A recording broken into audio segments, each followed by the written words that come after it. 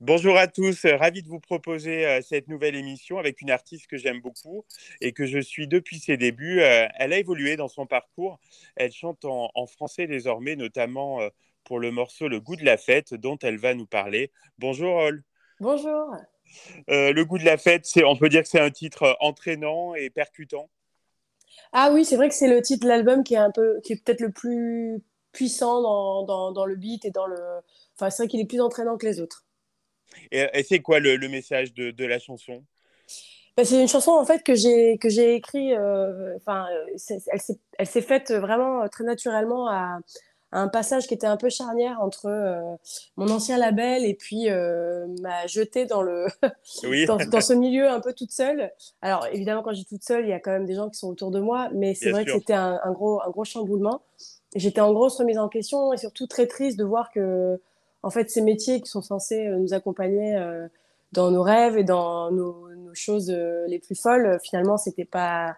Il y avait une grosse désillusion, mais aussi, je me sentais vraiment secouée et bridée dans ce que j'étais vraiment Ah profondément. d'accord, oui. Et donc cette chanson est née de cette frustration-là et en fait d'une colère un peu puisque j'avais l'impression que c'est comme si on parlait d'une jolie étoile et qui d'un coup on essayait petit à petit de la rendre un petit peu moins visible et ça me rendait vraiment très triste en fait. Donc j'avais l'impression qu'il fallait que je retrouve un peu ma lumière et un peu mon engouement pour ce métier et ce pourquoi je faisais cette passion. Enfin, j'avais choisi cette passion Hmm. et j'étais là-dedans et donc en reconnectant, cette chanson est née. C'était une sorte de cri un peu qui venait du cœur, quoi. Et elle a mis du temps à naître ou c'est venu assez rapidement? Non, en fait, c'est une période, j'avais pas encore, voilà, j'étais lancée dans l'écriture de l'album, mais je prenais mon temps, c'était le tout début. Et puis, en fait, je connaissais BLV qui a produit donc de nom-prénom Benjamin Celletti, que j'ai connu il y a des années sur un camp d'écriture, en fait, qu'on avait fait Ah à Los oui, Angeles. Et il se trouve qu'on avait gardé contact et un jour il m'a dit écoute j'ai plein de prod, des trucs qui pourraient te plaire parce que voilà moi mon métier c'est aussi de faire des chansons pour moi mais aussi pour les autres et d'accord. j'ai pris ce truc là vachement à cœur quand je suis partie à Los Angeles pour ça, un peu ce que peuvent faire des CIA à l'étranger et qui ont été très connus pour ça, Hmm. écrire pour les autres et moi c'est vraiment quelque chose qui m'a toujours plu et un jour il m'envoie cet instru et je ne sais pas pourquoi tout est sorti d'un coup, le texte, le thème, Ah d'accord, ah oui. voilà, donc je suis vraiment partie dans une optique sans. C'était pas forcément pour moi à la base, et puis je me suis attachée à la chanson. Voilà. Alors quels sont les retours du public sur ce morceau? Alors sur ce morceau, je pense que alors étrangement, alors je sais pas si c'est étrange le bon mot, mais jusqu'ici c'est vrai que moi je suis très dans les mélodies, etc. Et j'ai eu la sensation que le texte avait pris un peu le dessus Ah oui, oui, oui, sur cette ouais, chanson. Parce que c'est vrai que je suis très en force. Je parle assez vite dedans, j'enchaîne beaucoup les mots. c'est vrai. Il y a une sorte d'urgence, mais c'est pas une urgence malaisante, c'est une urgence de ce que je ressentais vraiment à ce moment-là et qui s'est en fait calqué sur ce titre. Et c'est vrai que la chanson en soi, la mélodie, moi, me plaît beaucoup. Moi, je l'ai vraiment écrite en pensant à Rihanna et Oui, oui. à des chansons qui me plaisent comme ça en montant, en descendant. Et c'est vrai que le texte, c'est la première fois où j'ai trouvé qu'il était plus fort presque Oui, il est que. fort, hein, il est fort. Voilà. Donc je me suis dit, bah, en fait, voilà, une chanson, on sait jamais où elle nous attend. En fait, parfois Oui, c'est la c'est la structure, magie. oui, parfois c'est la prod, parfois c'est la voix qu'on pose dessus, et parfois c'est juste les mots. Et là, ces mots-là, en français, pour moi, ils étaient simples mais percutants, en fait. Hmm. Alors, il faut Le, savoir enfin, je le précise parce que il y a des chansons qui naissent aussi de collaboration et dans celle-ci, il y a quelques mots aussi de Gabriel Auguste qui est venu apporter, voilà, sur deux, trois phrases, sa petite touche. ah Voilà. d'accord, ok. Le clip est assez mystérieux, assez envoûtant, c'est un bon souvenir. Ah ouais, bah c'est ma première réalisation en plus, vraiment pure et dure. J'ai pris en main Ah oui, ce d'accord, ouais. clip, enfin, je l'ai pris à bras le corps. En fait, on avait une urgence, bah, toujours pareil. De toute façon, dans ce métier, je crois qu'il y a beaucoup d'urgence. On Oui, fait beaucoup les choses là très vite, souvent. Pourtant, on se prépare longtemps à l'avance, mais bon, voilà, on s'est retrouvé à faire ce clip vraiment à la dernière minute. Et puis, c'est vrai que sortir un album sans clip, c'était dommage. Mais comme j'en avais fait quand même plusieurs avant, voilà, je savais pas si il était légitime.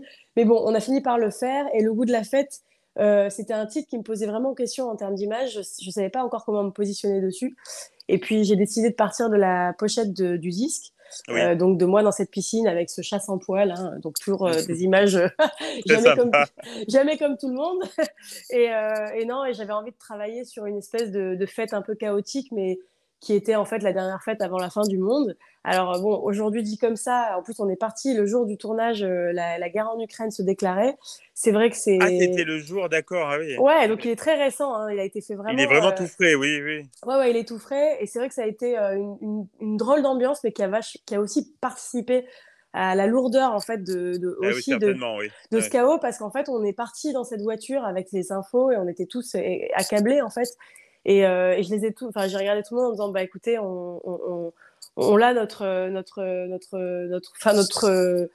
comment dire, notre mood pour le clip. Oui, C'est ce que je vous raconte, c'est ça, en fait, c'est ce chaos-là. Et en fait, alors évidemment, on parle pas de la guerre dans ce clip, mais finalement, il n'était pas si éloigné de la réalité. Et ces gens qui deviennent fous parce que ce monde devient quand même un peu fou. c'est clair. Bah, finalement, je me suis dit, bon, le titre en soi peut paraître en décalage, mais au final, dans la chanson, je parle du fait qu'on a perdu le goût de la fête. Mm. Et je pense qu'avec tout ce qui se passe, on a beaucoup enfin, faut que nous, en tant qu'artistes, on vous le redonne. Mais c'est vrai que c'est pas toujours simple. Donc la musique est aussi là pour adoucir. Voilà. Mm. Donc, Le goût de la fête figure sur votre album Folle Machine qui est sorti vendredi dernier. Oui. Comment vous le présenteriez cet album? Bah écoutez, je pense que sans être dans les clichés de présentation d'album, je pense que c'est l'album le plus proche de moi. C'est un album qui est Folle Machine le représente bien, c'est-à-dire que c'est un espèce de long chemin où vous allez vous perdre et à la fois des fois vous arrêtez. Pour moi, voilà, il y a des virages, c'est un peu décousu, mais en même temps, quand on finit l'album, on comprend qu'il y a toute une logique à ça. Je l'ai vraiment pensé comme ce que j'ai ressenti et vécu dans le chemin avec lequel, enfin, le chemin que j'ai traversé pour jusqu'à le finir, en fait, où je me suis beaucoup remise en question, où j'ai beaucoup douté de mon métier, j'ai beaucoup douté aussi parfois d'un certain entourage. Ah oui, Il y a eu beaucoup en fait, il y a eu un mélange de choses très personnelles, de rupture totale avec des gens qui faisaient partie de ma vie, mais dont je n'avais plus envie en fait de partager ma vie, ou en tout cas je ne voulais plus leur laisser la chance oui, qui d'être était néfaste pour vous. Oui, il y avait en fait il y avait beaucoup de toxicité autour de moi, et Ouais. c'est vrai que je suis une personne très empathique et comme beaucoup de gens j'ai tendance à vouloir sauver un peu les gens, Oui. et donc en fait cet album raconte ça aussi, c'est que moi à force d'être dans cette position là, bah, j'ai perdu beaucoup de temps et beaucoup d'énergie, et il y a un moment donné où il faut penser aussi à soi parce que la vie est courte, et Mm. que ça n'empêche pas de penser aux autres, mais voilà, cet album raconte tous ces sentiments-là, et aussi cette émancipation en tant que femme, voilà, enfin, j'ai 35 ans, c'est un âge à la fois jeune, mais aussi on a fait des choses, et c'est un métier où voilà, on nous laisse pas beaucoup l'opportunité, enfin, ça peut être très dur dès qu'on passe un certain cap et qu'on n'est plus une fille de 20 ans. Je parle aussi de tout ça, en fait, des échecs, mais qu'en fait, on a tout à faire et qu'une vie, c'est une vie, et il n'y a pas d'urgence, en fait, à se Tout mettre à fait. Ouais. pour les autres. Voilà. Mm. L'arrivée du français dans vos chansons, ça a bousculé pas mal de choses aussi, non?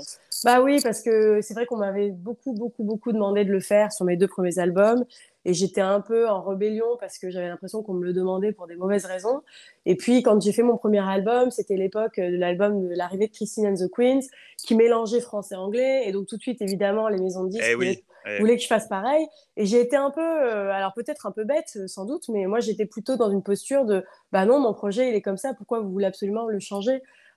C'était pour moi aussi une protection ultime que de chanter en Mm. anglais, et un moyen aussi de faire passer aux autres comme si en fait, je venais un peu de nulle part, et ça me donnait le moyen d'être un peu qui je voulais. Donc, Oui, parce qu'on ne savait pas forcément que vous étiez française, en fait. non, et puis moi, j'avais pas spécialement envie qu'on le sache. Ouais. Et puis mon anglais, pourtant, était un parfait parlé, mais en chanter, alors on pouvait l'entendre aussi, mais on savait pas trop si j'étais venue des pays scandinaves. Oui, Personne ne oui, savait ouais. vraiment. Et moi, je crois, au fond, que le côté posture un peu iconique comme ça, et on sait pas d'où ça vient et c'est mystérieux, c'est quelque chose qui me plaisait et qui, pour moi, faisait partie de ce métier. Donc c'est vrai que forcément devoir tout mettre sur la table, c'était pas quelque chose qui me donnait envie. Et puis, au fur et à mesure, bon, il y a eu deux albums, il y a eu de l'expérience, il y a eu des déceptions, mais il y a eu aussi des belles rencontres. Et puis, il y a eu cette chanson Mirage qui a vraiment marqué le changement, parce que je suis partie dans une session studio pour écrire pour une chanson pour quelqu'un d'autre. En fait, c'était ça à la Ah base, oui. le brief de cette chanson. Et donc, me suis mise à écrire en français parce que on était trois lors de cette session. Et en fait, cette chanson est sortie tellement naturellement, elle m'a tellement rappelé tout ce que j'aimais quand j'étais ado, de chansons que je pouvais écouter de Céline Dion ou des envolées comme ça à la Sia, mais en français. Et en fait, j'ai regardé tout le monde, j'ai dit, bah, écoutez, malheureusement, je crois que je vais la garder parce que c'est ma chanson, en fait. Eh oui, oui. Je parle de moi et ça a déclenché une envie très, très forte, mais du coup sincère, d'écrire en français. Et surtout, ça m'a peut-être aussi rassurée de voir que je pouvais le faire, en fait, Bien sûr. tout Ouais, simplement, hein. ouais, Parfois, ça vient aussi juste d'un manque de confiance quand on fait pas les c'est choses. ça. Ouais. Donc, donc voilà, Donc, c'était ça l'histoire. il y a plusieurs titres, dont Mirage, qui ont été découverts dans les séries Scam et Emily in Paris. C'est chouette, non?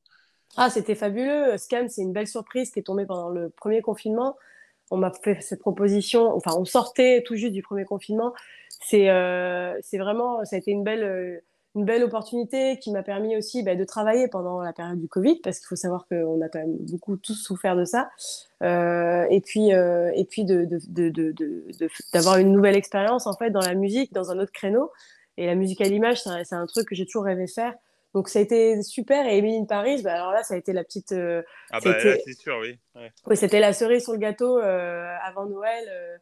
Et puis surtout, voilà, on termine une année remplie, voilà, avec beaucoup de travail et tout ça. Et c'est vrai que ça fait toujours beaucoup de bien quand on se rend compte que bah, les choses peuvent vivre autrement aussi et pas que par le fruit de notre travail, en fait. Bien sûr. Est-ce qu'il y a de la scène prévue dans les prochains mois? Oui, bien sûr. Alors, on a des dates en province qui sont prévues. Alors ça, pour le coup, je les ai pas toutes en tête, mais il y a une gaieté lyrique fin avril, qui est le 20 avril, normalement. Et donc voilà, on a plein de choses qui arrivent. On a un live qui se construit tout doucement. C'est vrai que là, la reprise pour tous les artistes, elle est à la fois très forte, mais en même temps, il y a beaucoup de gens qui rattrapent C'est ça. les Eh concerts oui. perdus. Il y a un Donc, peu d'embouteillage. donc, comme il y a un peu d'embouteillage, et que voilà, s'il y a des gens qui nous écoutent, je leur dis soyez patients, Ouais. je vais venir jouer, mais je préfère venir dans de bonnes conditions et faire ça avec mon équipe, sans être pressé par plein de choses. Et puis voilà, à partir de quand même mi-avril, pardon, mars, on va possiblement quand même pouvoir retrouver une sorte de façon de vivre un peu normale, Oui, sans oui, tout masque. à fait. Ça, Tout à donc fait. j'espère que ça participera à, voilà, à tout ça et à quelque chose de très positif. Eh ben, on sera patient pour vous attendre en Auvergne. C'était un Ouais, c'est plaisir, gentil. Paul, de vous avoir dans Hit Story. Puis à très bientôt, Merci j'espère. beaucoup. Ouais, moi aussi. Merci beaucoup.